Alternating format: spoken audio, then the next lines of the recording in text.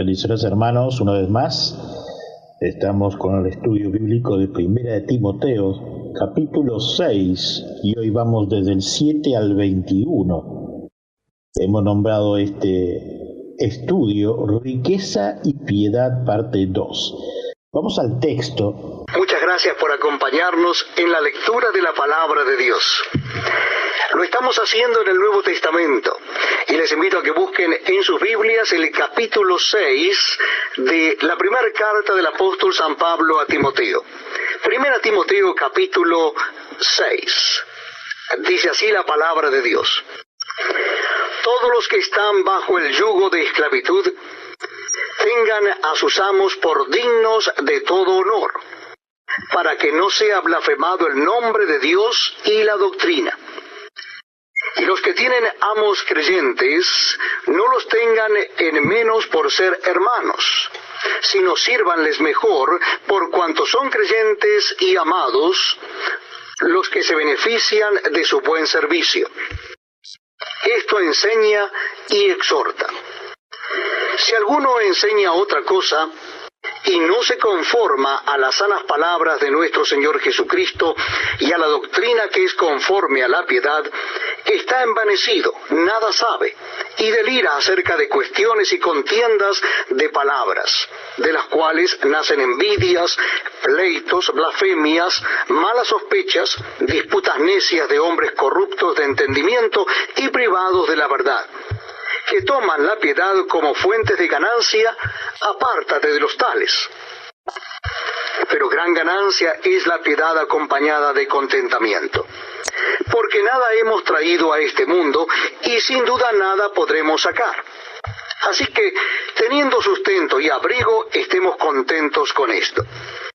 Porque los que quieren enriquecerse caen en tentación y lazo, y en muchas codicias necias y dañosas que hunden a los hombres en destrucción y perdición.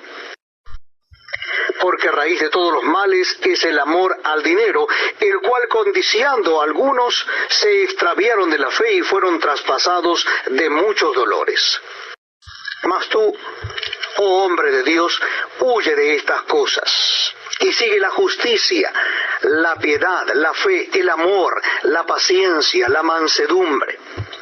Pelea la buena batalla de la fe, echa mano de la vida eterna, a la cual asimismo fuiste llamado, habiendo hecho la buena profesión delante de muchos testigos. Te mando delante de Dios, que da vida a todas las cosas, y de Jesucristo, que dio testimonio de la buena profesión delante de Poncio Pilato, que guardes el mandamiento sin mácula ni reprensión, hasta la aparición de nuestro Señor Jesucristo, la cual a su tiempo mostrará el bienaventurado y solo soberano, Rey de reyes y Señor de señores, el único que tiene inmortalidad, que habita en luz inaccesible, a quien ninguno de los hombres ha visto ni puede ver, al cual sea la honra y el imperio sempiterno. Amén. A los ricos de este siglo manda que no sean altivos, ni pongan la esperanza en las riquezas, las cuales son inciertas, sino en el Dios vivo, que nos da todas las cosas en abundancia para que las disfrutemos. Que hagan bien, que sean ricos en buenas obras, dadivosos, generosos, atesorando para sí buen fundamento para lo porvenir, que echen mano de la vida eterna. Oh Timoteo, guarda lo que se te ha encomendado, evitando las profanas pláticas sobre cosas vanas y los argumentos de la falsamente llamada ciencia, la cual profesando algunos se desviaron de la fe. La gracia sea contigo. Amén. Oremos. Señor, te damos gracias por una vez más poder abrir tu escritura y también, Señor, poder compartir con nuestros hermanos. Señor, danos sabiduría e inteligencia para poder comprender cada uno de los textos que ha dejado el apóstol Pablo para nosotros. Amén. Ahora, estudios bíblicos con el pastor Daniel Batista. El verso 7 dice, no olvidemos que en la anterior intervención, hace una semana, hemos estado viendo desde el versículo 1 hasta el 6 de Primera de Timoteo capítulo 6. Ahora vamos al versículo 7. Porque nada hemos traído a este mundo y sin duda nada podremos sacar, así que teniendo sustento y abrigo estamos contentos con esto. La palabra que se utiliza aquí para contentamiento es autarkeia. Era una de las grandes consignas de la filosofía estoicos, dice Berkeley. Con ella querían decir una completa autosuficiencia. Querían decir un esquema mental totalmente independiente de todas las cosas externas y que tenía en sí mismo el secreto de la felicidad. El contentamiento nunca depende de la posesión de cosas externas, como escribió George Herbert, porque el que necesita para vivir 5.000 libras no es menos pobre que el que necesita 5. El contentamiento viene de una actitud interior ante la vida. En la tercera parte de Enrique VI, Shakespeare trata una escena del rey vagando por lugares rústicos de incógnito. Se encuentra con dos campesinos y le dice que él es un rey. Uno de ellos le pregunta, pero si tú eres rey, ¿dónde está tu corona? Y el rey le da esta gran respuesta: mi corona está en mi corazón, no en mi cabeza, no adornada de diademas y de piedras de la India. No se puede ver mi corona, se llama contentamiento, una corona que rara vez lleva los reyes, dice Berkeley en su comentario. Hace mucho tiempo los filósofos griegos ya habían encontrado el cabo de la madeja. Epicuro decía de sí mismo: para quien poco no es bastante, nada es bastante. Dame un panecillo de cebada y un vaso de agua y estoy dispuesto a rivalizar con Zeus en felicidad. Y cuando alguien le pregunta por el secreto de la felicidad, su respuesta es: no añadas nada a las posesiones de un hombre, sino quitáselos de sus deseos. Los grandes hombres siempre han estado contentos con poco. Uno de los dichos de los rabinos judíos era: ¿quién es rico? El que está contento con su suerte. Walter Locke cita la clase de entrenamiento a que se sometió un rabino judío en la clase de vida que vivía. Este es el camino de la ley: un bocado con sal que comer y una medida de agua que beber, y dormir en el suelo y vivir una vida dura mientras te afanas en la ley.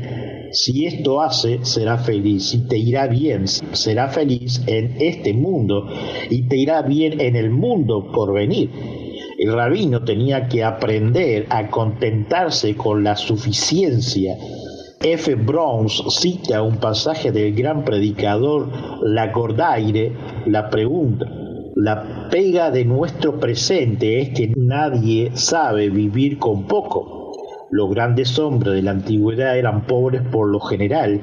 Siempre me parece que la reducción de gastos inútiles, el dejar a un lado lo que uno podría llamar de relativa necesidad, es el camino real a la libertad cristiana del corazón, como lo era para el vigor antiguo. La mente que ha aprendido a apreciar la belleza moral de la vida, tanto en la relación con Dios como con los hombres, no puede inquietarse mucho por los reveses de la fortuna, y lo que nuestra dama necesita es ver a un hombre que pueda que tenga todo, pero que esté dispuesto a contentarse con poco. Por lo que a mí se me refiere, humanamente hablando, no deseo nada. Un alma grande en una casa pequeña es la idea que me ha impactado siempre más que ninguna otra. No es que el cristiano defienda la pobreza, no hay ninguna virtud especial en este pobre o en pasar angustia para acabar el mes, pero sí defiende dos cosas: apuesta por la conciencia que no está nunca en el poder de las cosas el producir felicidad. E. K. Simpson: muchos millonarios, después de ahogarse el alma como polvo de oro, han muerto de melancolía. La felicidad siempre viene de las relaciones personales. Todas las cosas del mundo no harán feliz a un hombre que no conoce ni la amistad ni el amor. El cristiano sabe que el secreto de la felicidad se esconde no en las cosas, sino en las personas, dice Berkeley en su comentario. Apuesta por la concentración en las cosas que son permanentes. Nada trajimos al mundo y nada podremos sacar de él. Los sabios de todos los tiempos y la fe han sabido esto. No puede, decía Séneca, sacar del mundo nada más de lo que has introducido. El poeta de la antología griega decía: desnudo puse pie a tierra, desnudo pasaré bajo la tierra. El proverbio español lo expresa así: una mordaja no tiene bolsillo. K. Simpson comenta: todo lo que una persona amase en su camino es en calidad de equipaje. No es parte de su verdadera personalidad, sino algo que se deja atrás en la aduana de la muerte. Solo hay dos cosas que uno puede llevar a Dios, dice Berkeley en su comentario. Puede que debe llevarse a sí mismo y por tanto su gran tarea es edificarse a sí mismo, llevarse sin vergüenza a Dios. Debe llevar esa relación con Dios en la que ha entrado en los días de su vida. Ya hemos visto que el secreto de la felicidad está en la relación personal, y la más importante de todas las relaciones personales es la que tenemos con Dios. Y la cosa suprema que uno puede llevar consigo es la convicción inquebrantable de que va uno, que es el amigo y el amante de su alma, dice Berkeley. El contentamiento viene cuando nos desmarcamos de la esclavitud de las cosas, cuando encontramos nuestra riqueza en el amor y en la comunión con nuestros semejantes, y cuando nos damos cuenta de que nuestra más preciosa posesión es nuestra amistad con Dios, hecha posible por medio de Jesucristo, dice Berkeley en su comentario. Veamos ahora los versículos 9 al 10. Porque los que quieren enriquecerse caen en tentación y lazo, y en muchas codicias necias y dañosas que hunden a los hombres en destrucción y perdición. Porque raíz de todos los males es el amor al dinero, el cual, codiciando algunos, se extraviaron de la fe y fueron traspasados de muchos dolores, nos dice el apóstol Pablo en primera de Timoteo 6, del 9 al 10, esto hablando a Timoteo y aconsejando a nosotros también. Aquí tenemos uno de los dichos de la Biblia que cita más corrientemente. La Escritura no dice que el dinero sea la raíz de todos los males, dice que el amor al dinero es la raíz de todos los males. Reitero, aquí tenemos uno de los dichos de la Biblia que se citan más corrientemente. La Escritura no dice que el dinero sea la raíz de todos los males. Dice que el amor al dinero es la raíz de todos los males. Esta es una verdad de la que los grandes pensadores clásicos eran tan conscientes como los maestros cristianos. El amor al dinero, decía Demócrito, es la metrópolis de todos los males. Séneca habla del deseo de lo que no nos pertenece, del cual brota todo el mal de nuestra mente. El amor al dinero, decía Fosílides, es la madre de todos los males. Filón hablaba del amor al dinero, que es el punto de salida de las mayores transgresiones de la ley. Ateneo cita un dicho: el placer del vientre es el principio y la raíz de todos los males, nos dice en su comentario Berkeley, nombrando a varios eruditos de la época. El dinero no es en sí mismo ni bueno ni malo, pero el amor al dinero puede conducir al mal. Con el dinero puede que un hombre sirva egoístamente sus propios deseos, con él puede responder a la petición de ayuda de su prójimo necesitado, con él puede facilitar el camino a las malas acciones, con él puede hacer más fácil a otros el vivir como Dios quiere que vivan. El dinero no es en sí mismo un mal, pero sí es una gran responsabilidad. Es poderoso para el bien y poderoso para el mal. Entonces, ¿cuáles son los peligros especiales que conllevan el amor al dinero? Primero, nos dice Berkeley, el deseo de dinero tiende a convertirse en un sed insaciable. Había un proverbio latino que decía que la riqueza es como el agua del mar. Lejos de calmar la sed, la intensifica. Cuanta más sed obtienen, más se quiere. Segundo, el deseo de riqueza se basa en una ilusión. Se basa en el deseo de seguridad, pero la riqueza no puede comprar la seguridad. No puede comprar la salud, ni el verdadero amor. No puede liberar del dolor ni de la muerte. La seguridad que se basa en cosas materiales está condenada anticipadamente a fracasar. Tercero, el deseo de dinero tiende a hacer a una persona egoísta. Si lo que le mueve es el deseo de riqueza, no le importa el que otros tengan que perder para que él gane.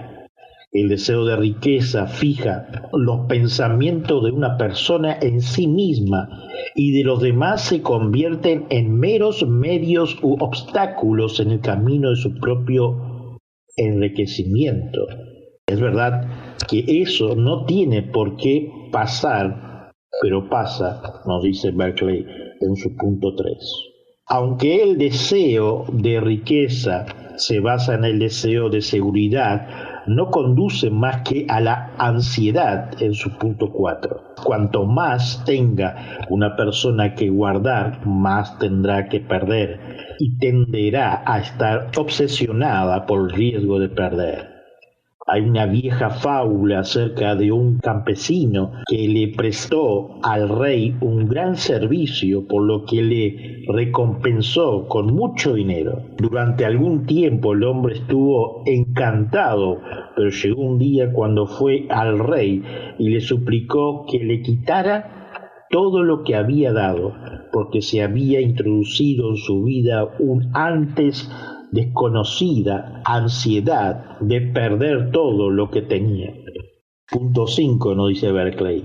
El amor al dinero es fácil que conduzca a una persona a malas maneras de conseguirlo y por tanto al final acabe en dolor y remordimiento. Esto es cierto incluso físicamente. Puede forzar su cuerpo tanto en su pasión por obtener que arruinar su salud. Puede que descubra demasiado tarde el daño que ha causado a otros su deseo y se vea abrumado de remordimientos. El tratar de ser independiente y de proveer prudentemente para el futuro es un deber cristiano, pero el hacer del amor al dinero el motor de la vida no puede ser más que el más peligroso de los pecados, nos dice Berkeley en estos comentarios.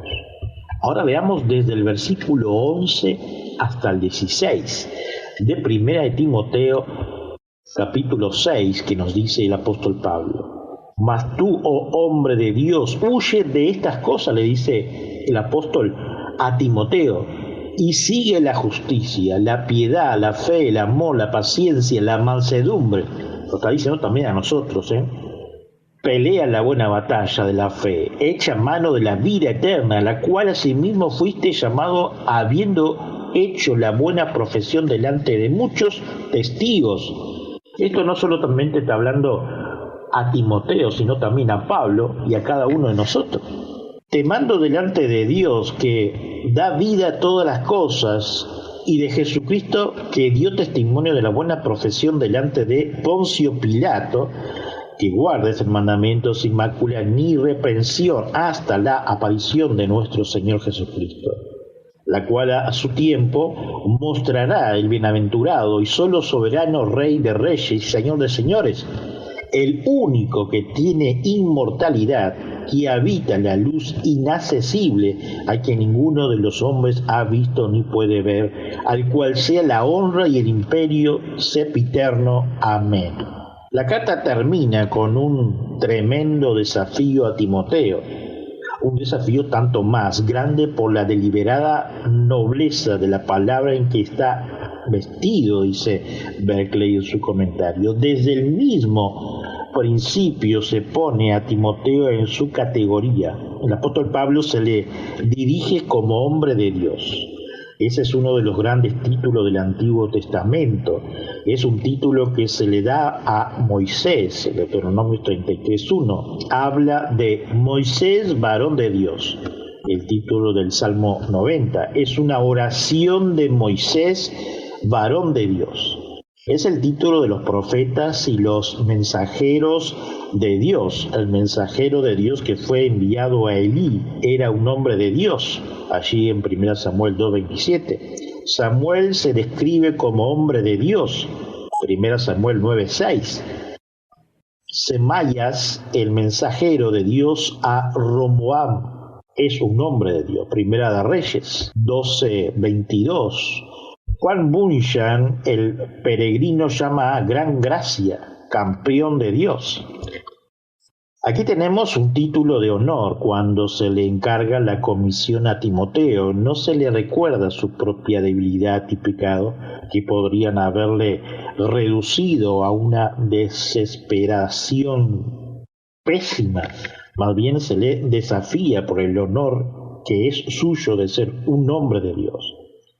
Es la manera caracterizante cristiana, no en el deprimir a una persona definiéndola como pecadora perdida, sino más bien elevarla, convocándola a hacer lo que tiene en sí ser. La manera característicamente cristiana no consiste en arrojarle a uno su pasado humillante a la cara, sino presentarle el esplendor de su futuro potencial.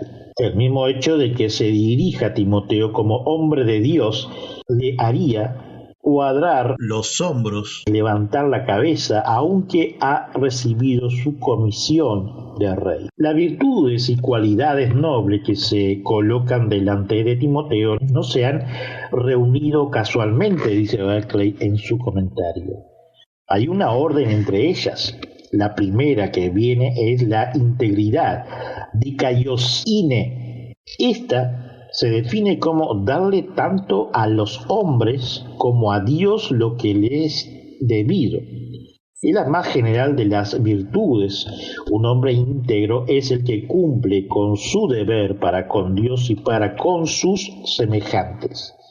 En segundo lugar viene un grupo de 3 virtudes que se orientan hacia Dios. Piedad, eusebeia, es la reverencia del que nunca deja de darse cuenta de que toda la vida transcurre en la presencia de Dios. La fe, pistis, en griego, aquí quiere decir fidelidad, y es la virtud de quien a través de todas las razones y afatares de la vida, aún hasta la misma puerta de la muerte, es la leal a Dios. El amor, ágape, es la virtud de quien aun si es probado no podría olvidar lo que Dios ha hecho por él, ni el amor de Dios al hombre, nos dice Berkeley en su comentario. En tercer lugar, viene la virtud que se orienta a la conducta de la vida. Es hipomone. La Reina Varela traduce esta palabra por paciencia, pero hipomone nunca quiere decir el espíritu que se sienta con los brazos cruzados y simplemente soporta las cosas dejando que las experiencias de la vida fluyan sobre él como una marea. Es una perseverancia victoriosa, es una constancia firme en la fe y en la piedad a pesar de las advertencias y el sufrimiento. Es la virtud que más que aceptar las experiencias de la vida, las conquista. En cuarto lugar aparece la virtud que se dirige a los hombres, dice Berkeley.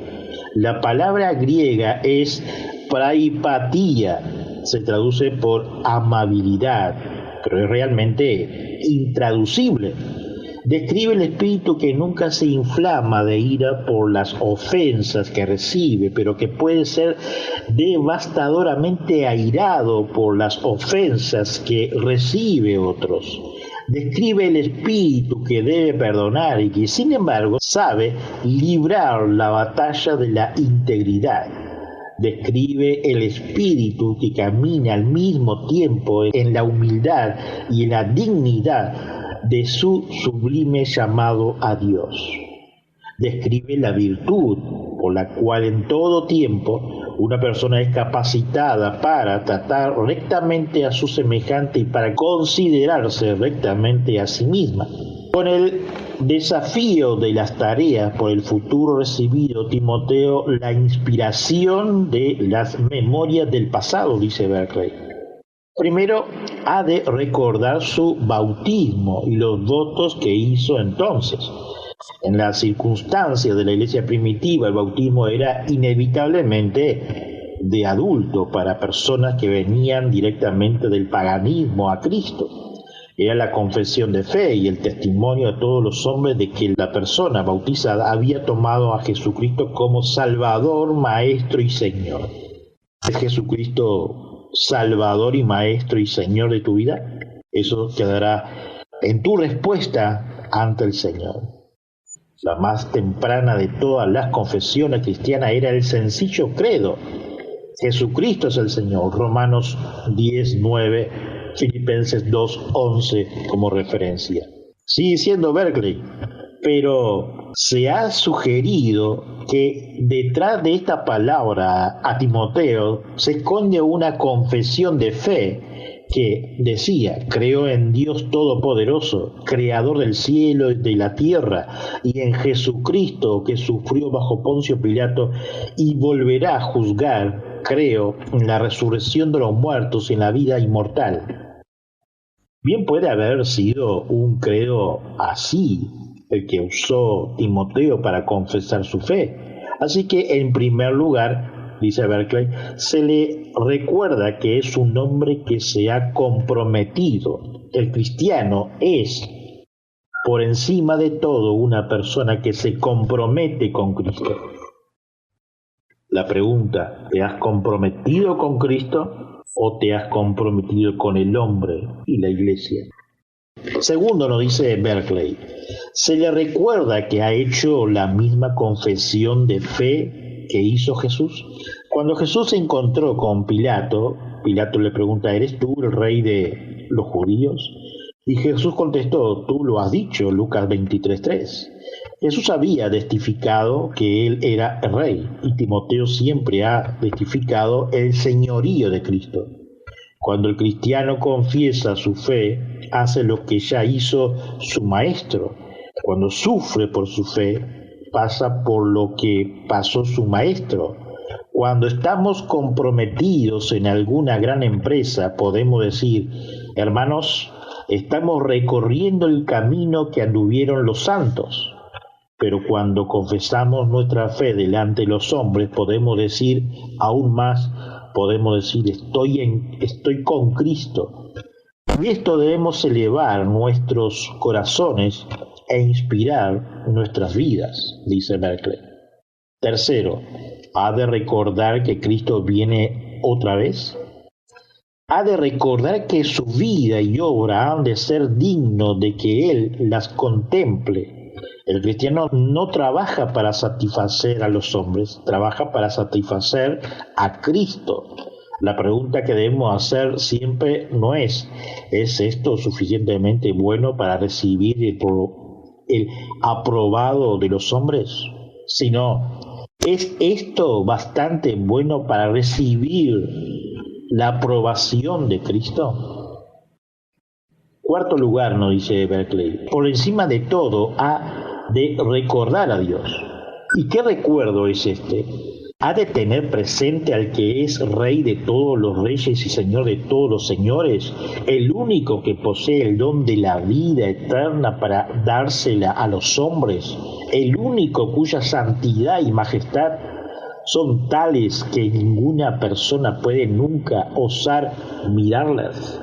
El cristiano debe recordar siempre a Dios y decir, si Dios por nosotros, ¿quién contra nosotros? Así nos dice Berkeley en su comentario. Ahora leamos el verso 17 hasta el 19 de 1 Timoteo capítulo 6. A los ricos de este siglo manda que no sean altivos, ni pongan la esperanza en la riqueza, las cuales son inciertas, sino en el Dios vivo, que nos da todas las cosas en abundancia para que las disfruten, que hagan bien, que sean ricos en buenas obras, dadivosos, generosos, atesorando para sí buenos fundamentos para lo porvenir, que echen mano de la vida eterna. Algunas veces pensamos que la iglesia primitiva estaba formada exclusivamente por pobres y esclavos, nos dice Berkeley. Aquí vemos que ya entonces tenían miembros ricos. No se lo condena por ser rico, ni se le dice que renuncien a su riqueza, pero se les dice lo que deben hacer con su riqueza y lo que no. Esto incluye a nuestros hermanos y hermanas que sus sueldos son prominentes, y a referencia de los textos que hemos leído, que nos dice a los ricos de este siglo manda que no sean altivos, que miren con la vista como diciendo soy más grande que vos, ni pongan la esperanza en la riqueza, que yo gano mejor, las cuales son inciertas, sino en el Dios vivo, que nos da todas las cosas en abundancia para que las disfruten. Así es, por gracia a Dios tenemos un buen sueldo o buen trabajo o laburo, como decimos, pero fue Dios que nos dio esa posición. Tú miras hacia atrás, verás el pozo que salimos. Que hagan bien, que sean ricos en buenas obras, dadivosos, generosos, atesorando para sí buenos fundamentos para lo porvenir. Esto viene a ser en lo ético y en lo personal, ¿no? Y en lo moral, desde el punto de vista bíblico, no desde el punto de vista nuestro. Que echen mano de la vida eterna, así nos dice el apóstol Pablo. Sigamos con el comentario de Berkeley. Su riqueza no debe hacerlos orgullosos, no deben creerse mejores que los demás porque tienen más dinero que ellos. Nada de este mundo le ha dado a una persona derecho a mirar a los demás por encima del hombro, ni quiera todas las posesiones de riqueza, dice Berkeley. No deben poner sus esperanzas en la riqueza. En los azares y avatares de la vida uno puede que sea rico hoy y pobre mañana. Y sería locura poner la esperanza en lo que se puede perder tan fácilmente. Se le dice que deben usar su riqueza para hacer bien, que siempre deben estar dispuestos a compartir y que deben recordar que el cristiano es miembro de una fraternidad, y se le dice que el uso sabio de la riqueza les proveerá de un buen cimiento en el mundo por venir. Como ha dicho alguien, lo que me guardó lo pierdo, lo que doy lo tengo, dice Berkeley en su comentario.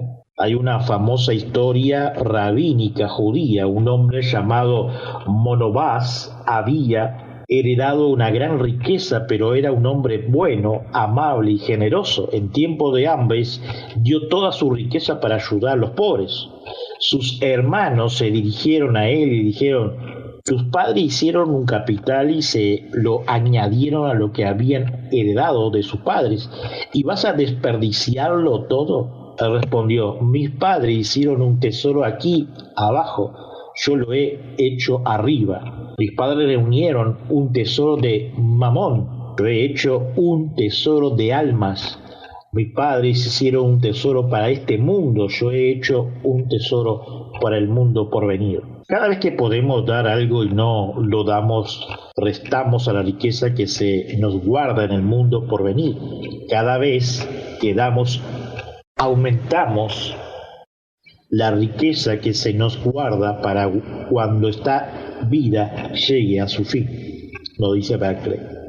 La enseñanza de la ética cristiana es no que la riqueza es un pecado, sino que es una grandísima responsabilidad.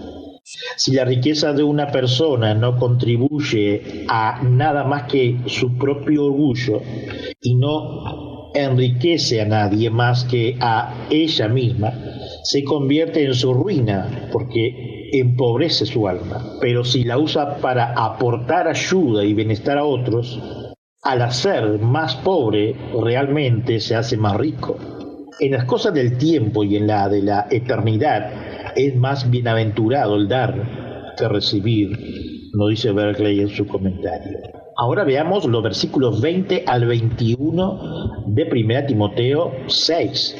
Oh Timoteo, guarda lo que se te ha encomendado, evitando las profanas pláticas sobre cosas vanas y los argumentos de las falsas llamadas ciencia, la cual, profesando algunos, se desviaron de la fe. La gracia sea contigo. Amén.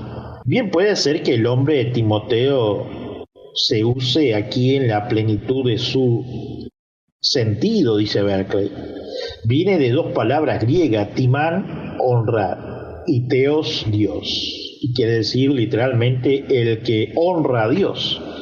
Bien puede ser que este título, pasaje, empiece recordándole a Timoteo su nombre y animándole a serle fiel. El pasaje habla de el depósito que se le ha encomendado.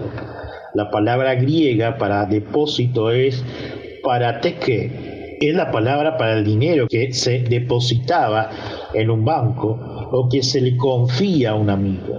Cuando tal dinero se pedía que se devolviera, era un deber sagrado el devolverlo totalmente. Algunas veces los hijos se llamaban un paraqueteque, un depósito sagrado. Si los dioses le daban a un hombre un hijo, era su deber presentárselo a los dioses entrado y equipado. La fe cristiana es así, algo que hemos recibido de nuestro Padre en la fe y que debemos pasar a nuestros hijos. E.F. Brown cita un famoso pasaje de San Vicente de Lerins. ¿Qué se quiere decir por el depósito? Barateque, lo que se te ha encomendado, no lo que tú te has inventado, lo que has recibido, no lo que tú has programado, algo no de la imaginación, sino de la enseñanza, no una suposición privada, sino una tradición pública, una cosa que se te ha traído y no que la has traído tú, de la cual no eres el autor, sino el guardador. No el director, sino el seguidor. Guarda el depósito. Conserva el talento de la fe católica a salvo y sin merma, que lo que se te ha confiado permanezca contigo y entrégalo. ¿Has recibido oro? Devuelve oro. Uno hace bien en recordar que tiene un deber no solamente consigo mismo, sino también con sus hijos, los hijos de sus hijos. Si en nuestro tiempo la Iglesia se fuera debilitando, si la ética cristiana se fuera sumergiendo más en el mundo, si la fe cristiana se fuera tergiversando y distorsionando, no seríamos nosotros los únicos perdedores, sino se vería privado de algo infinitamente precioso, los de las generaciones por venir. No somos solo poseedores, sino también depositadores de fe. Lo que hemos recibido también debemos transmitirlo sin mera ni deterioro. Por último, las cartas pastorales condenan los que como dice la revisión Reina Varela, se han entregado a las oposiciones de la falsamente llamada ciencia, nos dice Berkeley. Primero debemos fijarnos en que aquí la palabra ciencia se usa en su sentido original, quiere decir sencillamente conocimiento, gnosis. Lo que se está condenando es un falso intelectualismo y un falso énfasis en el conocimiento humano, dice Berkeley. Pero, ¿qué se quiere decir con oposiciones? La palabra griega es antítesei. Mucho más tarde de esto hubo un hereje llamado Marción que produjo un libro llamado Las Antítesei, en el que citaba texto del Antiguo Testamento y colocaba al lado texto del Nuevo Testamento que los contradecía. Esto podría querer decir muy bien: no pierdas el tiempo buscando contradicciones en la Escritura. Usa la Escritura como norma de vida y no como tema de discusión. Pero hay dos sentidos más probables en esto, dice Berkeley. Primero, la palabra antítesis podría querer decir controversia. Entonces, esto quería decir: evita las controversias, no te mezcles en discusiones inútiles y amargas. Este podría ser un consejo muy relevante a una congregación griega de Éfeso. Los griegos tenían verdadera pasión por ir a los tribunales. Pleitaban hasta entre hermanos simplemente por gusto. Esto puede querer decir: no convierta la iglesia en un campo de batalla, de discusión y debate teológico. El cristianismo no es algo para discutir, sino para vivir, dice Berkeley. Segundo, la palabra antítesis puede querer decir una tesis rival. Este es el sentido más probable porque se adapta igualmente a los judíos y a los gentiles. Los escolásticos de días posteriores solían discutir acerca de cuestiones: ¿cuántos ángeles pueden estar en la punta de una aguja? Los rabinos judíos discutían sobre puntos de la ley horas y días y hasta años, cortando pelos longitudinalmente y trenzados. Los griegos hacían lo mismo, solamente que de una manera todavía más seria. Hubo una escuela de filósofos griegos que fueron muy influyentes, llamada académicos, que mantenían que en el caso de cualquier cosa pertenecían al reino del pensamiento humano, se podía llegar a concluir exactamente opuestas por medio de una razón lógica. Por tanto, concluían que no hay tal cosa como una verdad absoluta, que siempre hay dos hipótesis de igual peso. Pasaban a defender que, siendo así las cosas, el sabio nunca se dedicaría totalmente a hacer acerca de nada, sino se mantendrá siempre en un estado de juicio en suspenso. El efecto era, por supuesto, paralizar toda acción y reducir a los hombres a un total incertidumbre, dice Berkeley en su comentario. Así es que se le dijo a Timoteo: no pierdas el tiempo en discusiones sutiles, en escrima mental. No te pases de listo para ser sabio. Escucha más bien la voz inequívoca de Dios que las sutiles discusiones de los superintelectuales. Así que la carta se acerca a su fin con una advertencia que necesita nuestra propia generación. El razonamiento inteligente no puede ser nunca el sustituto de la acción cristiana.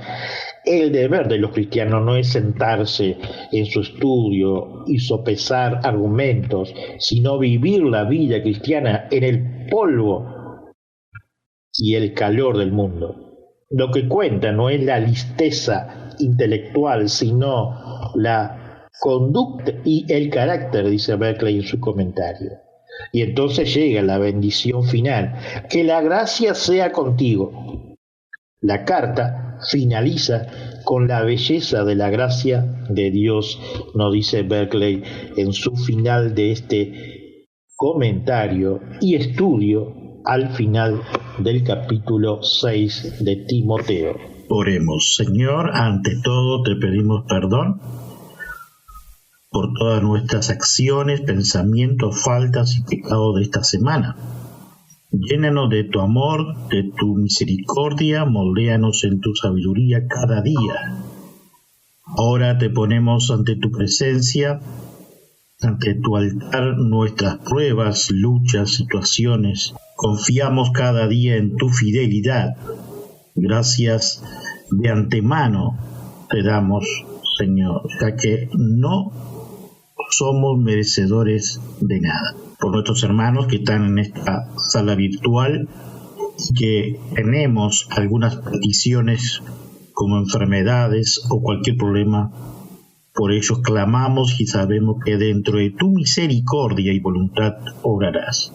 Por nuestros conocidos te pedimos, por nuestro amigo Pastor Gustavo Melo, su familia, congregación, su liderazgo allí en Rivera, sus reuniones y los futuros proyectos.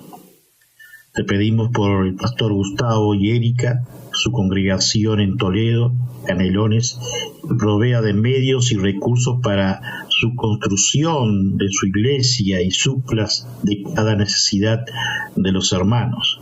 Por los hermanos y amigos que nos escuchan por las redes sociales y nuestra emisora Radio Reformada. Cristo amado, por los hermanos que están pasando problemas emocionales, psicosomáticos, espirituales, inclusive económicos, tú estés tomando el control y enseñando a cada uno por medio de tu escritura.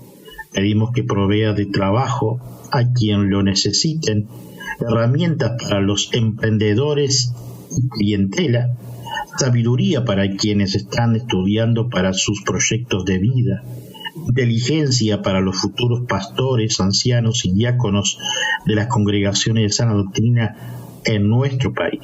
Seguimos orando por los matrimonios, que seamos fieles en tu palabra, condúcenos por medio de tu escritura, capacítenos en tu Espíritu Santo para que instruyamos en lo moral y ético con sabiduría a nuestros hijos.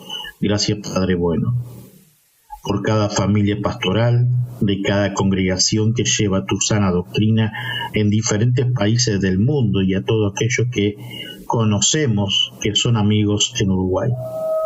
También oramos por los misioneros que quizás en este preciso momento están siendo apresados, privados de su libertad, están lejos de su familia, llevando las buenas nuevas de Cristo en lo recóndito de este mundo. Eterno por su matrimonio, sus familias y sus hijos. Oramos por cada congregación, misión o agencia misionera de sana doctrina que están en los países que son difíciles la evangelización y sostener una congregación. Señor, estés protegiendo y dando sabiduría e inteligencia. Confiamos, Cristo, dicha protección. Te ponemos en tu presencia, Señor, a los gobiernos de cada país del mundo, presidente, vicepresidente, parlamentos, senadores, diputados, ministros y entes autónomos. Padre, te pedimos sabiduría por cada uno de los nombrados. Si hay hermanos entre ellos y tienen la oportunidad de presentar tus buenas nuevas del Evangelio, hazlo, Señor, dentro de tu misericordia. Gracias, Padre amado. Cristo Jesús, te ponemos ante tu presencia a cada país que están enfrentando alguna pandemia, por los médicos, enfermeros y también por el sistema socioeconómico de cada país. También por los diferentes emigrantes de lugares de la tierra. Tú estés obrando y supliendo las necesidades a las congregaciones que auxilian a las familias emigrantes. Padre, te pedimos por los habitantes y los cristianos que hay guerras y los países circundantes, resguárdalos con tu gracia. Tu palabra habla y dice, nación contra nación. Ya nos advertiste, aunque clamamos por tu misericordia y beneplácito. Señor amado, gracias. Pedimos, Padre amado, por los países que están padeciendo sequías en todo su territorio, con problemas hídricos como lo hay en África y otros países que hace decenas de años que lo padecen. Si está dentro de tu voluntad, manda lluvia. Clamamos, Señor amado, que apacigüe las tormentas, huracanes, las actividades volcánicas, incendios, tsunamis y terremotos en diferentes países que lo sufren. Oramos por los países del mundo que padecen hambruna. Pedimos tu compasión, Padre bueno, que suplas a las congregaciones. Gracias, Señor. Esto pedimos por los países que sufren guerrillas, guerras o ideologías y donde persiguen a nuestros hermanos de la fe, que está tu iglesia proclamando. Muchas de ellas se reúnen bajo tierra, en lugares desérticos, cuevas y en secreto. Señor, que tú estés cubriendo con tu amor y misericordia, auxiliando a las congregaciones de recursos para las viudas, a los huérfanos y a las familias en la miseria, sin hogar y falta de todo. Señor, clamamos para que tú suplas. Sabemos que obrarás a favor. Pedimos por las editoriales Sociedad Bíblica Trinitaria que están adecuando las escrituras a diferentes idiomas y etnias en el mundo. Proveas de recursos económicos y capacites a los misioneros voluntarios para traducir la escritura al lenguaje étnico para este fin. Gracias, Señor amado. Padre, te pedimos también por nuestra congregación, Iglesia Reformada del Uruguay. Clamamos por tu favor, Señor, por todas nuestras necesidades, por los estudios bíblicos de los viernes y las demás actividades que se realizarán por el MED en el futuro. Provea de medios económicos y que obres dentro de tu voluntad, soberanía y misericordia para solventar en los recursos varios. Primero, arreglar nuestro lugar físico, cubriendo todos los gastos. Segundo, la evangelización en puntos estratégicos de Montevideo y hacer misiones en nuestro interior profundo en el futuro. Tercero, abre puertas, accionar con calidad tu palabra, todo dentro de tu gracia, voluntad y soberanía. Resguárdanos y danos sabiduría e inteligencia con mi esposa para llegar con tus buenas nuevas a tus escogidos. Bendice a los actuales y futuros miembros y todos aquellos que nos oyen por nuestra Radio Reformada Uruguay. Concluimos, Padre, agradeciéndote por todas aquellas pruebas y que por tu misericordia nos sostienes como viendo al invisible, así nos dice el apóstol Pablo. Te damos gracias por tu palabra dictada, donde podemos estudiar, meditar y conocer más de ti, por la vida, por el trabajo, por la salud física y espiritual, por nuestros matrimonios, nuestros hijos, nietos, sobrinos, por nuestros amigos. Gracias por la congregación que pertenecemos y bendigas a cada líder, hermanos y amigos. A ti sea toda la gloria y la honra. Gracias, Señor amado. Gracias. Amén. Una vez más hemos llegado al final de un nuevo programa. Visítanos en iglesiareformadauy.com. Para más información, info@iglesiareformadauy.com o solo mensaje de texto por WhatsApp 0598 9359 4843. Que hoy no sea un día más, sino un día de victoria en Cristo Jesús. Su servidor y amigo, Pastor Daniel Batista.